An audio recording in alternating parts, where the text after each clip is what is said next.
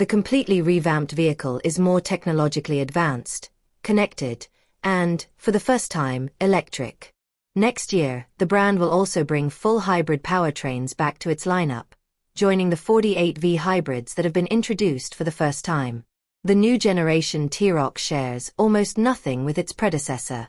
It's been redesigned from the inside out, features a different architecture, is much more connected, boasts numerous new technologies like ChatGPT, and a completely different product range. In fact, the new generation, one of the few Volkswagens without a hybrid powertrain, completely transitions to this technology and completely abandons the turbodiesel engine that significantly boosted the previous lineup. The T-Roc's electrification relies on 48-volt mild hybrid versions, like other Volkswagen Group models, as well as full hybrid versions, which will be launched in 2026 and will not be the German group's first. In fact, over a decade ago, Volkswagen developed a full hybrid system combined with a dual-clutch transmission. The new model lineup is based on the MQB Evo architecture, introduced with the Golf 8 and subsequently used in the current Tiguan and Passat variant models. This architecture optimizes interior space while also allowing for the adoption of any hybrid powertrain with all its associated components, the latest generation of dynamic enhancing electronic systems, including the latest evolution of the multi-link rear suspension and optional adaptive suspension, and safety and driver assistance systems. While hybrid versions with 136 and 170 horsepower are expected, as well as a 48-volt 2.0 ETSI mild hybrid version with 4-motion all-wheel drive, initially with 204 horsepower and later with a version enhanced by the R department, the new T-Roc is launching in two versions with 48-volt mild hybrid technology, one with 115 horsepower and 220 Nm of torque, the other with 150 horsepower and 290 Nm of torque. Both versions are powered by a supercharged 1.5-liter ETSI Evo 2 petrol engine that allows two of the four cylinders to be automatically deactivated in certain situations, and a 7-speed dual-clutch transmission. In practice, these are the same units available for the Golf 8.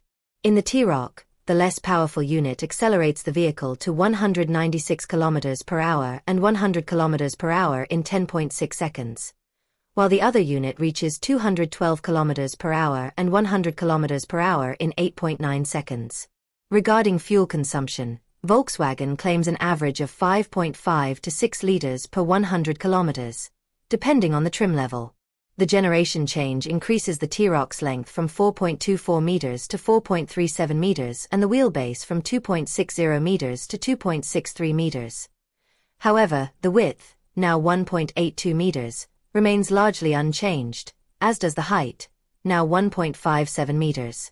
The line is defined by a design based on rounded surfaces and stylistic elements that add a certain muscularity to the appearance, such as the robust wheel arches and some of the signature details of the top-tier R-line trim. The lines also show inspiration from newer Volkswagens, such as the family-style design defined by the light signature that runs across the entire front end and can be comprised of the optional IQ light matrix LED headlights, and the LED strip that runs along the trunk lid, connecting to the taillights and integrating the illuminated VW logo. The new T-Roc distinguishes itself from its predecessor with its proportions that push the passenger compartment back and extend the front end, as well as the pronounced slope of the rear window. This slope is complemented by a powerful buttress at the end of the roofline that harmoniously complements the silhouette. The new design also provides aerodynamic advantages. The T-Roc's drag coefficient has decreased from 0.34 to 0.29, improving overall efficiency and reducing fuel consumption. Crafted from quality materials and meticulously assembled, the interior's linear design combines tradition with digitalization.